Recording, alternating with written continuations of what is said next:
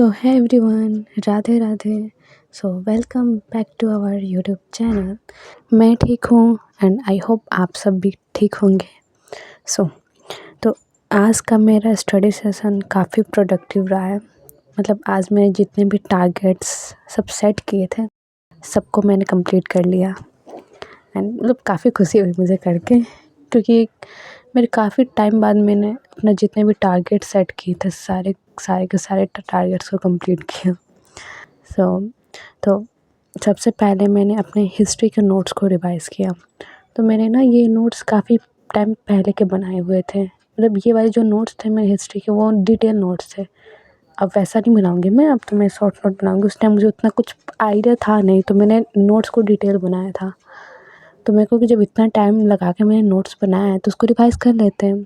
And revise करने से मतलब थोड़ा पीछे का रिकॉल भी हो जाता है और जो कंसेप्ट्स है वो भी क्लियर हो जाते हैं, मतलब एकदम फ्रेश माइंड में हो जाते हैं। तो ये वाला मैंने बनाया था, तो मैंने जिस टाइम बनाया था बस मैंने उसी टाइम पढ़ा था। वही मेरा एक बार रिवीज़न हुआ था, उसके बाद मैंने उसको देखा तक नहीं था। आई मीन खोला तक नहीं था। तो बस उसको एक बार रिवाइज़ कर रही थी। ये हिस्ट्री क्लास 6 के नोट्स हैं, तो उसको रिवाइज़ कर रही थी मैं। एक्चुअली मैंने इसके पूरे नोट्स नहीं बनाए हैं डिटेल वाले, क्योंकि मुझे मतलब मैंने काफ़ी देखा यूट्यूब पे वीडियोस, तो पता चला मेरे को कि एनसीईआरटीज़ के डिटेल नोट्स इतने नहीं बनाए हैं, मैंने काफ़ी डिटेल बनाए थे। तो बस ये तो गलती हो गई थी, चलो अच्छा है एंड मौके पे पता चल गया। एंड उसके बाद फिर मैंने बाकी जितने भी मेरे नोट्स वो शॉर्ट्स ही हैं एंड बस डन हो गया मेरा। एंड उसके बाद मैंने हिस्ट्री के लेक्चर देखे क्लास 6 के। तो मतलब मैं आसिम सर के लेक्चर ही फॉलो करती हूँ हिस्ट्री के लिए। मुझे बहुत अच्छा लगता है उनके लेक्चर, बहुत अच्छे से समझ में भी आता है।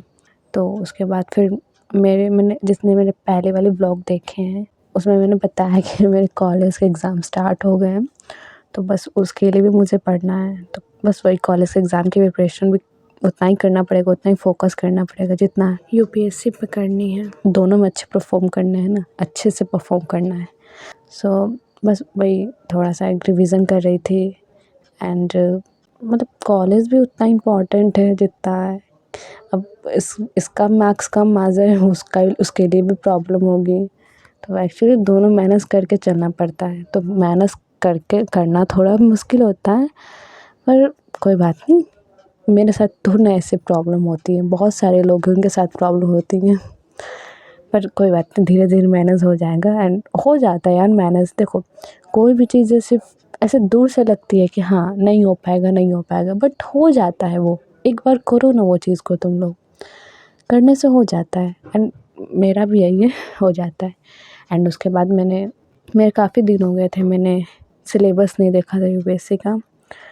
तो बस मैं यूपीएससी के सिलेबस को एक बार देख रही थी ताकि मुझे क्लैरिटी रहे और क्लियर विज़न मिले, ताकि मतलब कैसे आगे प्लान करना है और कैसे करना है उन सब की क्लैरिटी अच्छे से मिल सके, ताकि हमारी पढ़ाई एक स्ट्रक्चर्ड वे में हो सके। तो मैंने जो अभी हिस्ट्री का पढ़ा था तो उसी का रिलेटेड मैं थोड़ा देख रही थी कि मतलब और डिटेल में अगर इम्पोर्टेंट कुछ चीज़ हुआ जो मुझसे मिस आउट हो गया है तो वो क्लियर हो जाए मुझसे वहीं पर। तो बस वही देख रही थी। काफ़ी टाइम भी हो गया मेरे को देखे हुए सिलेबस। तो एक्चुअली ये सिलेबस का जो पीडीएफ है मैंने किसी यूट्यूब चैनल पे देखा था, बट अभी याद नहीं आ रहा मैं कहाँ से देखी थी। अगर याद आ जाएगा तो मैं वीडियो में लिंक मतलब डिस्क्रिप्शन में इसका लिंक दे दूँगी पीडीएफ का, बट अभी फ़िलहाल मुझे याद नहीं आ रहा कहाँ से है, मैंने ये देखा था।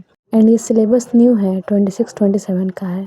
फिर उसके बाद मैंने ज्योग्राफी के एनसीईआरटी की रीडिंग की। ऐसे रीडिंग करने के पीछे का मेन पर्पज़ मेरा रहता है ये, मतलब ऐसे पढ़ते हैं हम लोग, ठीक है, कोई चीज़ को तो वो एक बार हम लोग पढ़ें वो चीज़ हमारे दिमाग में थोड़ी बहुत नहीं मतलब 50% 40% दिमाग में कैप्चर हो जाती है, ठीक है।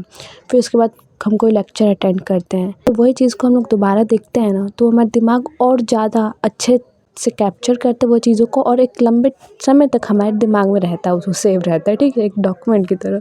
एंड में मैंने पीवाईक्यू को एनालाइज़ किया। पीवाईक्यू एनालाइज़ करने से ना मतलब मुझे पैटर्न समझने में काफ़ी हेल्प मिलती है, जिससे जो स्टडी है वो काफ़ी टारगेटेड वे में हो पाती है। So alright, that's all for today.